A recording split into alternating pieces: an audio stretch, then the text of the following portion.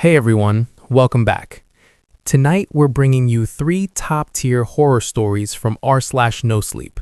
Stories about people who look normal, act normal, but absolutely aren't. Huge thanks to the authors for sharing their pieces and allowing us to experience these unsettling accounts. So, get comfortable, turn down the lights, and let's get into some terrifying Reddit horror stories.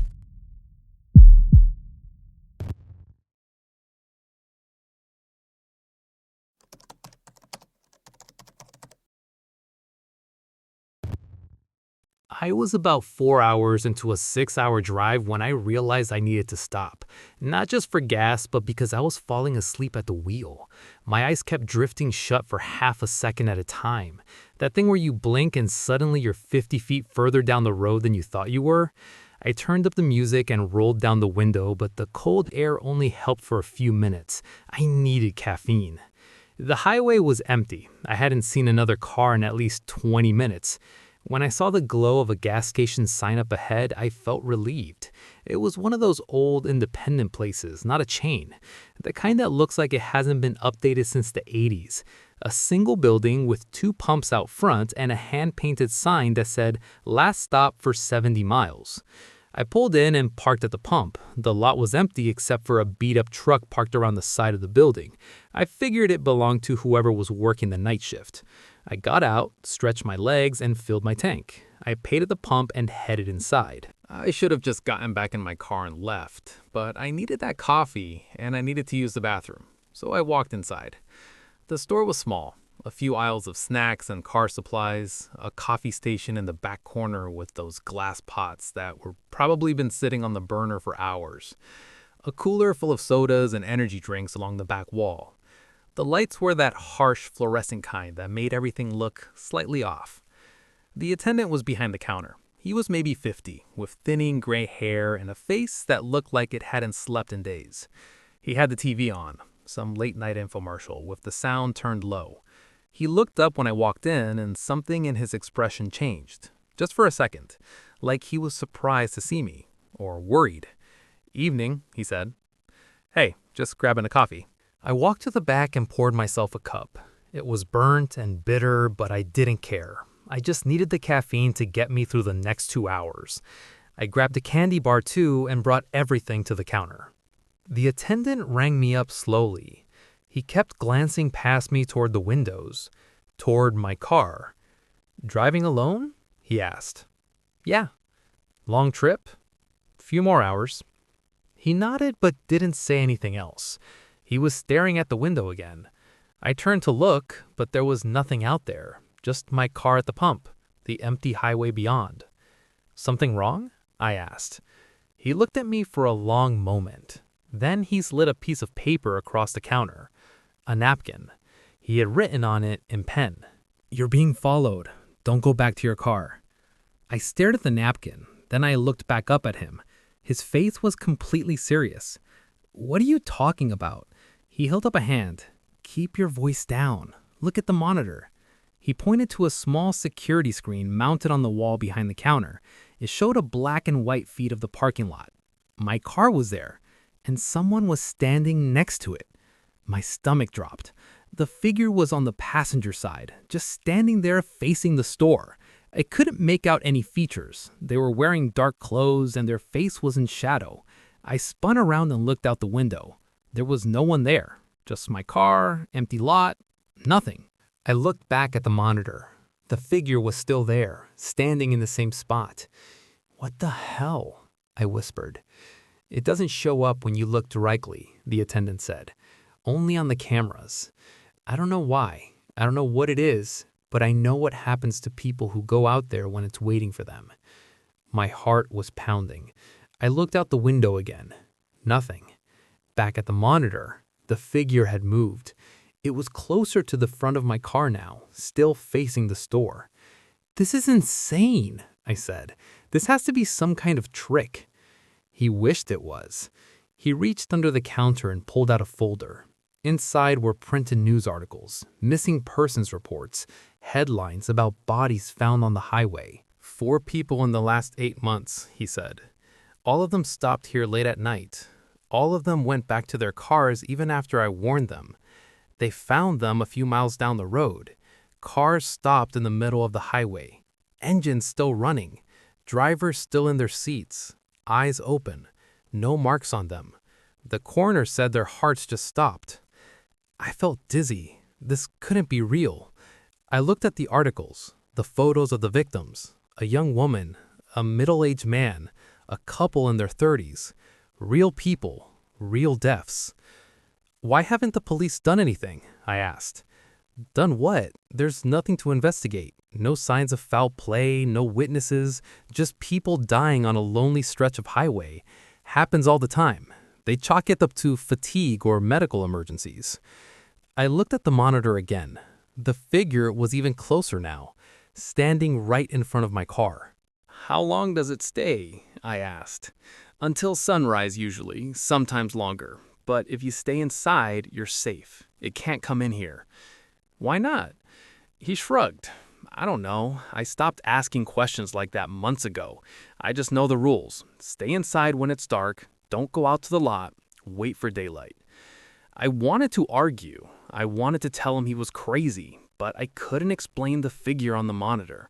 I couldn't explain why it wasn't there when I looked with my own eyes. Okay, I said. I'll wait. He looked relieved. Good. Smart. You can sit in the back if you want. There's a couch. I've got some magazines. It's only about 4 hours until sunrise. He walked to the front door and locked it. The click of the deadbolt was loud in the quiet store. Just in case, he said. Sometimes people panic and try to run. This way you won't do anything stupid.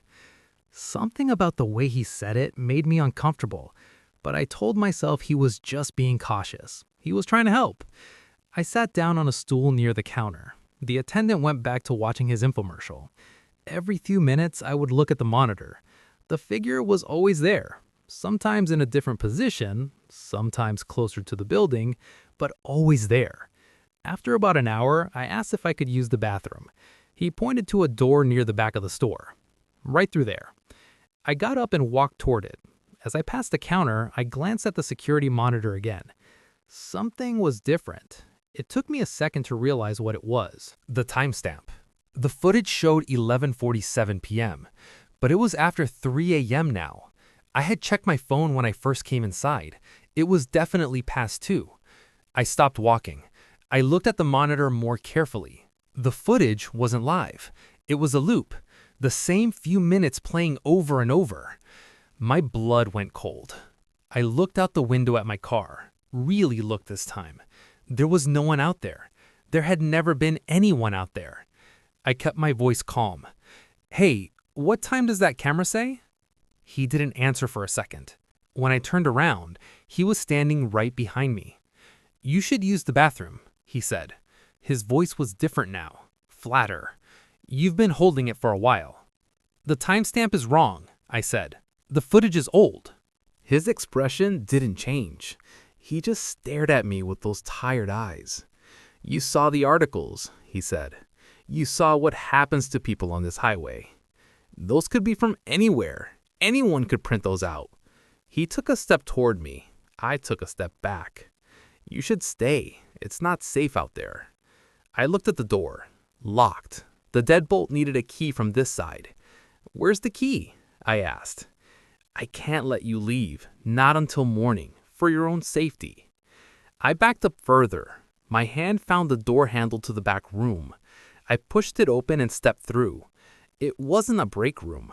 It was a storage space. Dim light from a single bulb. Shelves lined the walls, and on the shelves were boxes. Dozens of them, each one labeled with a date. I opened the nearest one. Inside was a wallet, a phone with a cracked screen, a set of car keys, a driver's license. The photo showed a young woman, blonde hair, smiling. I recognized her face from the articles. I opened another box, different items, different license, the middle-aged man. He hadn't been warning those people. He had been taking them. I heard footsteps behind me. I turned around. He was standing in the doorway, blocking the exit. They always figure it out, he said. But by then it's too late. No cell signal out here. Nearest town is 40 miles. No one to hear you scream. He was holding something, a length of cord. I backed into the shelves. My hand closed around something heavy, a wrench, old and rusted but solid. "You don't want to do this," he said. "It'll be easier if you just cooperate." He stepped forward. I swung. The wrench connected with the side of his head. He staggered sideways and hit the wall. I didn't wait to see if he went down. I ran past him through the doorway into the main store. The front door was still locked. I grabbed a stool from the counter and swung it at the glass window. It cracked but didn't break. I swung again. Again. I could hear him behind me, getting up, cursing. The third swing went through. I knocked out the remaining glass with a stool and climbed through the window frame. Shards cut my arms and legs, but I didn't care. I dropped onto the pavement outside and ran for my car. My keys were still in my pocket. My phone was still in the cup holder where I left it. I got in and started the engine. In the rearview mirror, I saw him stumbling out through the broken window. I floored it. I drove for an hour without stopping. When I finally pulled over at a rest stop, my hands were shaking so badly I could barely hold my phone. I'm sitting in my car now, doors locked, engine running. I called 911, they're sending someone to the gas station. They told me to stay where I am and wait for an officer to come take my statement. I keep checking my mirrors. I keep expecting to see headlights behind me. The sun is coming up now. I can see the sky turning gray on the horizon. I should feel relieved, but I don't. Because when I climbed through that window, when I ran to my car and looked back at the store, I saw the security monitor through the broken glass. The figure was still on the screen, standing in the lot. But it wasn't by my car anymore. It was standing exactly where I had been standing when I broke the window. I don't know what he had playing on that monitor. I don't know if it was really a loop or something else entirely. I don't know if he made it all up to scare people into staying or if there was some truth buried under the lies. All I know is that I'm never driving this highway again. And if you ever see a gas station sign that says last stop for 70 miles, keep driving. Whatever's waiting there, you don't want to find out.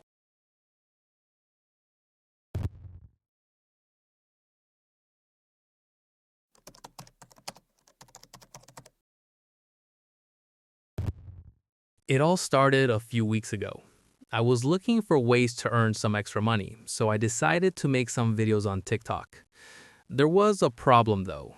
First, I'm a near 40-year-old mother of 3 kids, and we know the algorithm doesn't favor unpretty people. Second, I wasn't thrilled about other moms and friends and family members possibly finding my account. I definitely get roasted for it during the holidays, so I made a persona. That is, I did several questionable things. I bought a long black wig. My usual hair is short and light brown. I wore completely different makeup, and I used a filter. And I called myself Catherine, dissimilar enough from my real name, Casey. The result was a beautiful woman who looked like she was in her early 30s and only vaguely resembled me.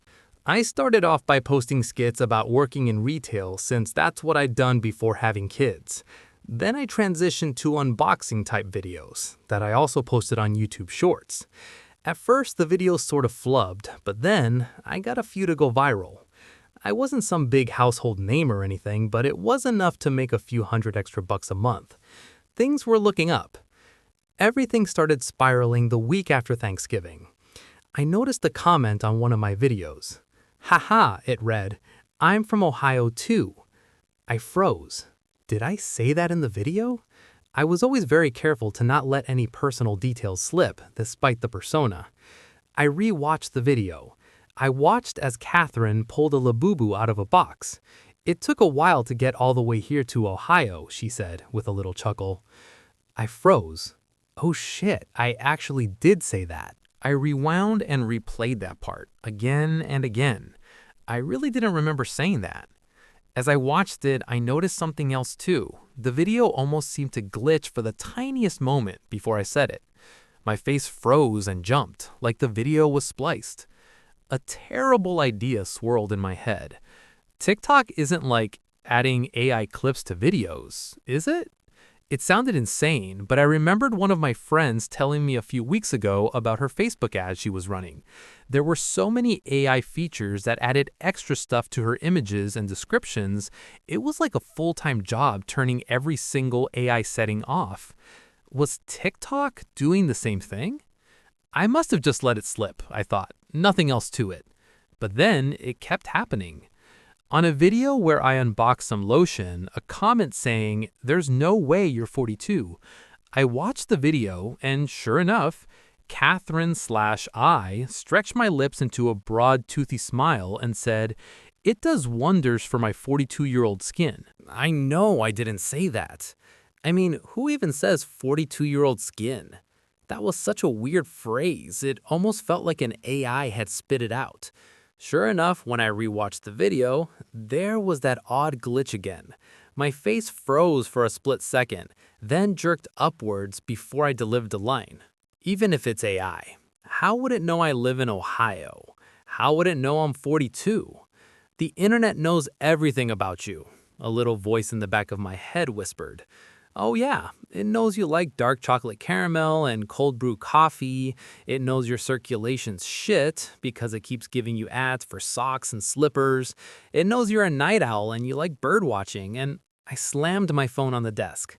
Next time I made a video, I would look at every option with a fine-tooth comb, making sure I did not in any way enable an AI thing. But of course, the video I posted the next day had the same thing, and it was worse. So much worse than the other two. It's got my initials, see? She said, as I pulled out a keychain with my initials on it, KSB. As the filter shifted ever so slightly on my face, she smiled and said, "K for Casey." I said Casey. No. I was sure I'd said Catherine, because I remember almost saying Casey and then catching myself saying Catherine. There's no way. I quit. Stopped uploading videos, stopped opening the app.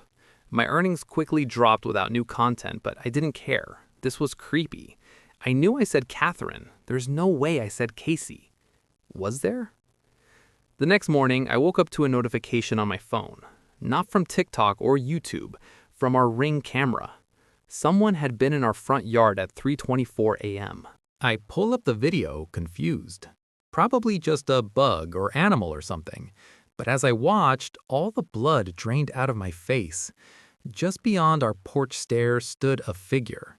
Their outline was blurry and pixelated since they were halfway in the dark, and they were standing facing away from the porch. But they looked like they had long, dark, slightly wavy hair, just like my wig. The woman stood there for 2 full seconds before slowly walking back into the darkness. "Who is that?" my husband asked, not seeming to make the connection. "I don't know. Who would be out that late?" "I think Karen gets up at like 4, doesn't she?" he said, referring to the older woman across the street who'd been a competitive swimmer in a different lifetime. "Yeah, but her hair isn't that long." I swallowed. "Doesn't it sort of look like, well, the wig I wear when I do the videos?" He glanced over at me. "A lot of women have hair like that." I swallowed. "Do you think we should tell the police? She isn't really doing anything. Maybe let's talk to the neighbors and see if anyone else caught her." I would have called the police, but we lived in a townhouse development. There were about 30 houses within 100 feet of us, counting the ones across the street. The woman was standing technically in our front yard, but that's only about 10 feet from the sidewalk. It could be any one of our neighbors or anyone visiting them, not someone particularly targeting us.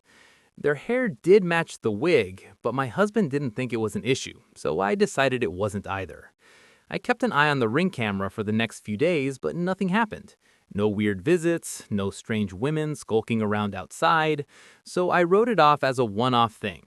On a whim, I checked my TikTok page to check the stats on my videos and see if I was accumulating any residual views for this month's income. As the page loaded, my blood turned to ice. There was a new video. A video I didn't upload. The thumbnail was different than the other videos. It was dark, and she appeared to be outside. My stomach plummeted. Hands shaking, I opened the video. She was standing in the dark. in front of a row of townhouses, in front of my house. Her filter-smooth face was barely visible in the low light. The right half of it was completely black, completely in shadow. Her dark hair swayed loosely in the wind. She looked down at the camera, her one lit eye glittering in the street lamp.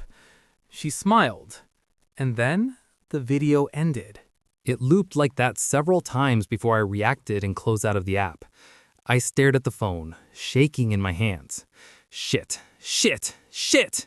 Someone was stalking me. Someone was using the same filters and wig to look like my persona, but they knew where I lived, and they knew it was me, and they hacked my account. I called the police. I told them everything. I showed them the videos, every single one. Part of me expected the video of her, me, in the dark to be gone by the time the police came, but it was still there. I hadn't imagined it. The police searched the neighborhood, made a report, promised to talk to neighbors, told me to keep my doors locked, to call them at the first sign of trouble. But without the woman right there to track down, it wasn't easy. It would take days to find out who hacked my account, even if they could get TikTok to comply. So I packed us up and we drove to my mom's. We'd stay there for the next few days until we had an update. I knew that whole TikTok thing was a bad idea, my husband said after the kids had gone to bed. I know, I'm sorry. This is bad, really bad. He hung his face in his hands. Did you delete the account at least? Not yet. Do it now. But the police might need it to see who. Delete it. I logged in and deleted the account. Thankfully, there were no new videos, just that same one of her standing outside the street lamp.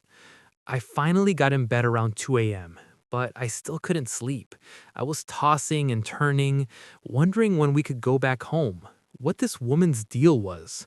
I finally gave up on sleep and walked out into the kitchen to get a snack. As I walked towards the refrigerator, something caught my eye outside. No. There was a figure standing at the tree line behind my mom's house. Pale skin, long dark hair, standing absolutely still, like a mannequin, just barely visible in the shadows. I flicked off the lights and reached for my phone, but I'd left it upstairs. I looked down, patting my pockets. Motion caught my eye. I froze. She was standing only 10 feet from the door now, and she looked exactly like my persona, down to the filters, but in real life. Eyes that were slightly too big, skin that was poreless and smooth, pouty, perfect lips. But she still carried an uncanny resemblance to me. My pointed chin, my heart-shaped face, my tall stature and long legs. I finally ran up the stairs, got my phone, and called the police. And again, they didn't find anything, despite combing every inch of the property. It's been 2 weeks, and I haven't seen her since. My husband assumes the crazy stalker lost interest. But I know better, because when I looked at myself in the mirror last night, I saw several strands of jet black hair growing from my scalp. And I wonder if she's waiting to replace me when no one will know the difference.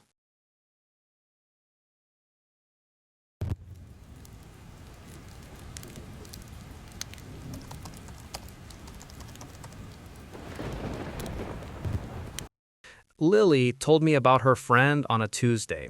I was making dinner, pasta with jarred sauce, the kind of meal you make when you've worked a double and your feet hurt and your daughter has been at aftercare for 9 hours because that's what single mothers do. Lily sat at the kitchen table with her crayons, drawing something I hadn't looked at yet.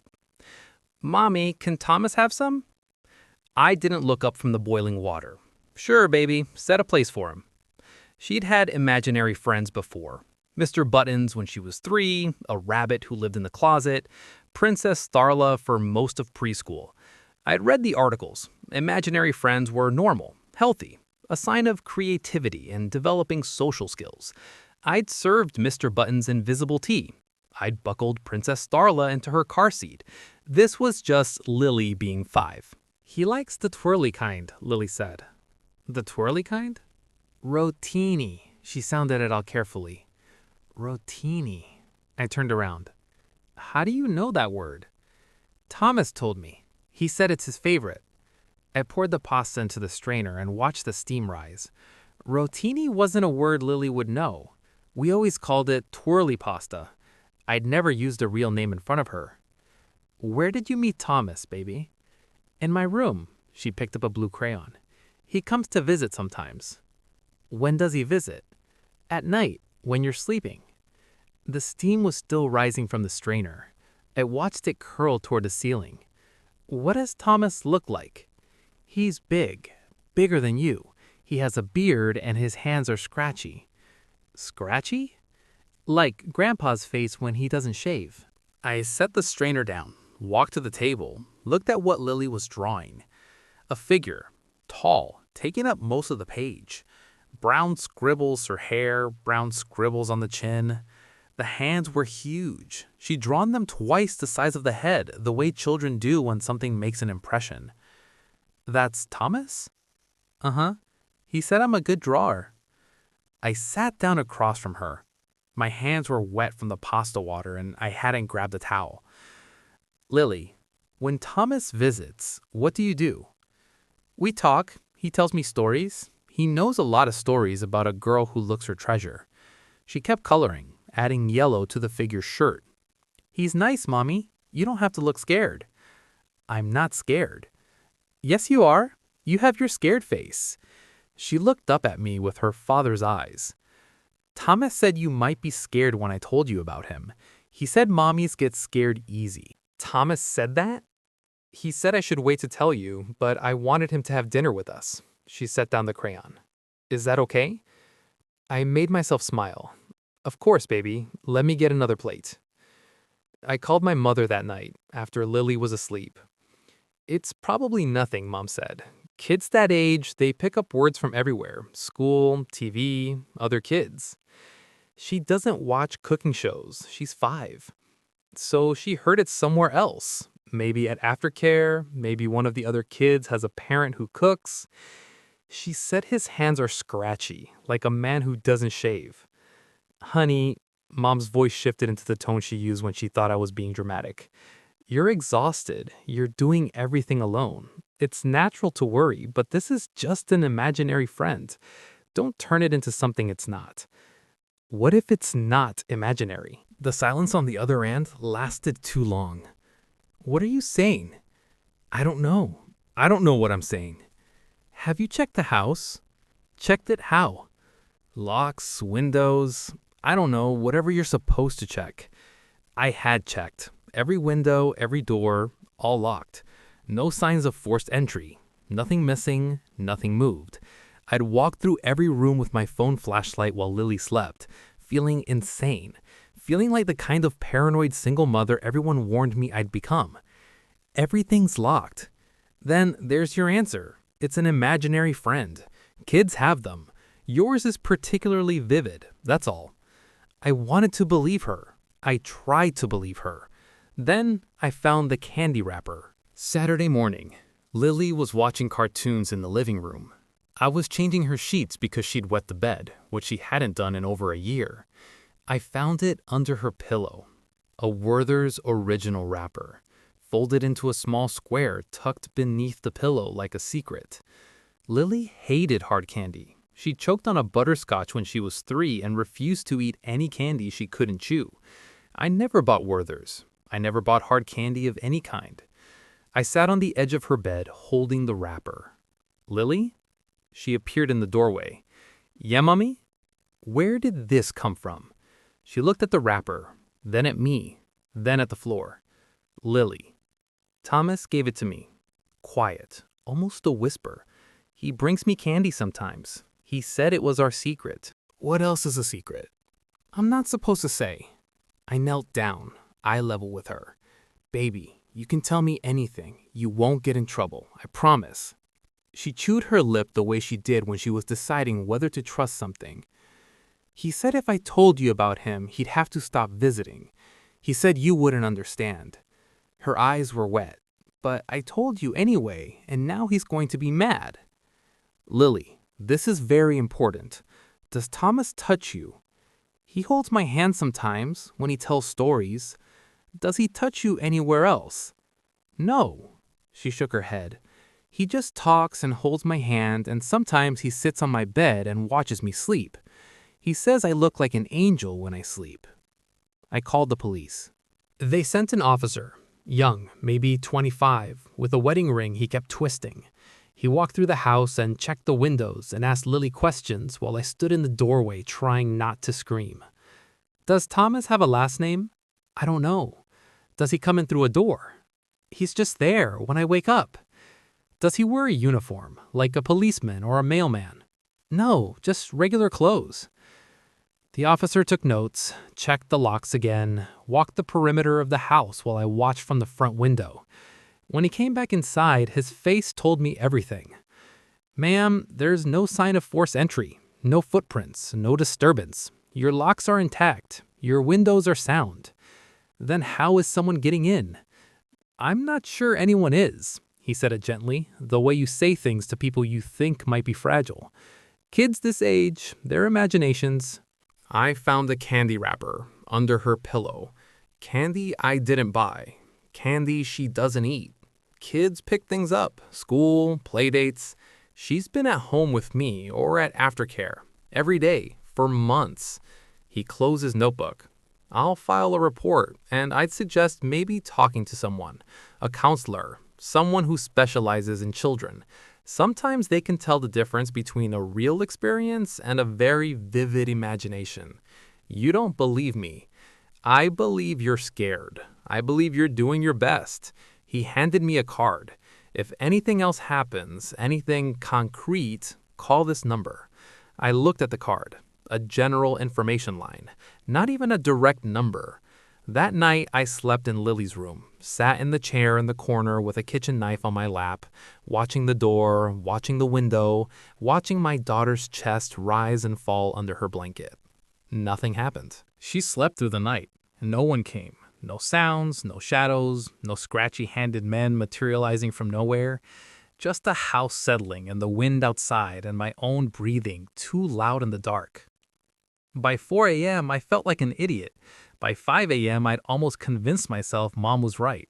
By 6 a.m., when Lily woke up and found me there, I managed to smile and tell her I'd had a nightmare and wanted to be close to her. That's okay, Mommy. Thomas has nightmares too sometimes. I went rigid. He told you that? He told me lots of things. She yawned, stretched, pushed her hair out of her face. He said he had a little girl once, but she went away. He said I remind him of her. I didn't sleep in the chair again. I slept in her bed, curled around her, one hand on the knife under the pillow. A week passed, then 2. Lily stopped mentioning Thomas. When I asked about him, she said he hadn't visited in a while. She seemed fine, normal. No more bedwetting, no more candy wrappers, no more drawings of large men with scratchy hands. I started to relax, started to believe what everyone was telling me. That I had overreacted, that single mother paranoia had gotten the best of me, that Lily's imagination had conjured a friend and then moved on the way children do. I went back to work, picked her up from aftercare at the regular time, made pasta. Rotini, because she asked for it, and I didn't let myself think about why she still wanted the twirly kind. On the 3rd week, I found the photograph. Lily had been coloring at the kitchen table while I cleaned. I reached under the fridge to sweep out the dust bunnies, and my broom hit something solid. I got down on my knees and reached under and pulled out a photograph. A Polaroid, old with that yellowish tint they get. A little girl, maybe 5 or 6, standing in front of a house I didn't recognize. Brown hair, blue dress, smiling. On the white strip at the bottom, in handwritten ink, Emma, 1987. I turned it over. On the back, in different handwriting, fresher, darker. She looks just like you did. I don't remember calling the police. I don't remember what I said. I remember sitting on the kitchen floor with the photograph in my hand, and then there were more officers, and someone was talking to Lily in the living room, and someone else was asking me questions I couldn't answer. Who is Emma? I don't know. Have you ever seen this photograph before? No. Is this your handwriting on the back? No. Ma'am, do you have any idea how this got into your house? No, no, no. They searched the house. Really searched it this time. The attic, the basement, the crawl spaces, every closet, every cabinet, every gap between wall and furniture. They found nothing. No one hiding, no signs of habitation, no evidence anyone had been in my house except me and my daughter. But they also found no explanation for the photograph, no record of an Emma connected to me or my family, no match in any database, no fingerprints except mine from when I'd picked it up. "We'll increase patrols in the neighborhood," the sergeant said, "and I'd recommend a security system, cameras, motion sensors. If someone's getting in, we'll catch them." I had the system installed the next day. Cameras on every door, every window, motion sensors in every room, an app on my phone that would alert me if anything moved. Nothing moved. For 2 months, nothing moved. The cameras showed empty rooms. The sensors stayed silent. Lily went to school, went to aftercare, came home, ate dinner, went to bed. She didn't mention Thomas. I didn't ask. I started seeing a therapist. She said I'd experienced a vigilance response to an ambiguous threat. She said my brain had pattern-matched innocent details into a narrative of danger. She said the photograph was concerning, but possibly explainable. A previous tenant, something that fell behind the fridge years ago, coincidence. I wanted to believe her. Then Lily turned 6. We had a party, just us and Mom and a few kids from her class. Cake, presents, the whole thing. She was happy, I was happy. Normal family, normal birthday, normal life. That night, after everyone left and Lily was asleep in her bed and I was washing frosting off plates, my phone buzzed. Motion alert. Lily's room.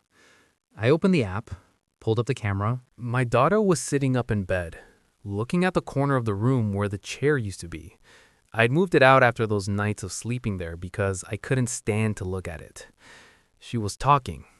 I couldn't hear audio. The cameras were video only, but I could see her lips moving, could see her nodding, could see her hold out her hand toward the empty corner, palm up, like she was receiving something. I ran. Up the stairs, down the hall, I slammed open her door and hit the lights, and she was lying down, eyes closed, blanket pulled up to her chin, asleep. The corner was empty. "Lily," I shook her. "Lily, wake up!" She blinked at me, confused, groggy. "Mommy, were you just awake? Were you just sitting up?" "No," she rubbed her eyes. "I was sleeping. You were talking. On the camera, you were talking." "I was dreaming," she yawned. "I had a dream about Thomas. He said to tell you happy birthday." "It's not my birthday." "Not you." She closed her eyes again, already drifting. "Her, Emma. Today's Emma's birthday." I pulled up the camera footage, scrubbed back through the last 10 minutes. Lily asleep, Lily asleep, Lily asleep. No motion, no sitting up, no talking to the corner. But the motion alert was in my notifications. Timestamp 9:47 p.m. The app had registered movement, had sent the alert. I watched the footage 5 times, 10 times. Nothing. My daughter, in bed, not moving. But I'd seen her, sitting up, talking, reaching towards something I couldn't see. I don't know how to end this.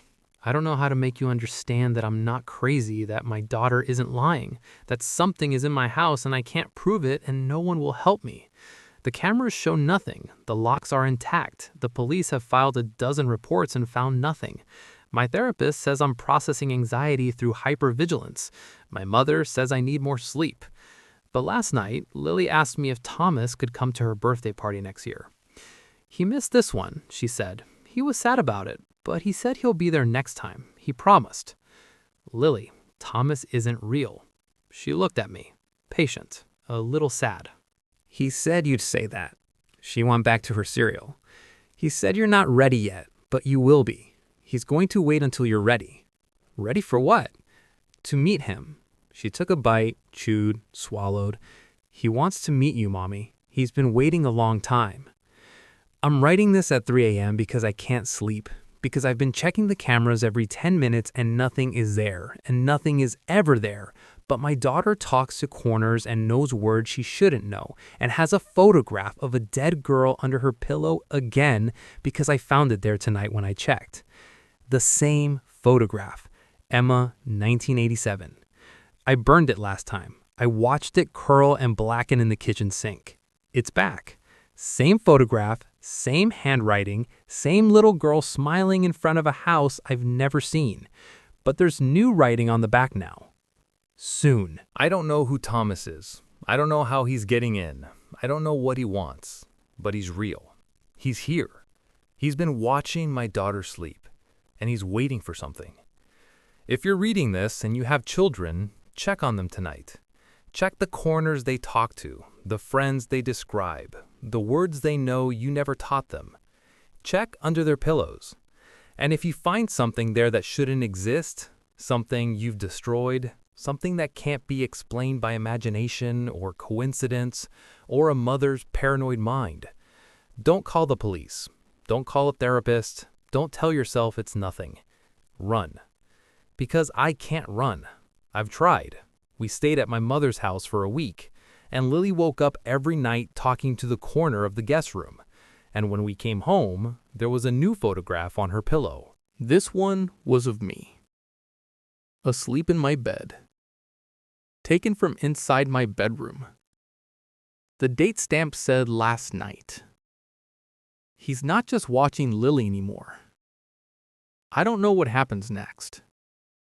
I don't know what soon means or what he's been waiting for. Or why he chose us. But Lily says he's happy now. She says he smiles more. She says he told her that the waiting is almost over. She says he's going to introduce himself soon. She says I'll like him. She says everyone likes Thomas. Eventually. Thanks so much for watching. If you enjoyed the video, don't forget to like and subscribe. And let me know in the comments, which story was your favorite?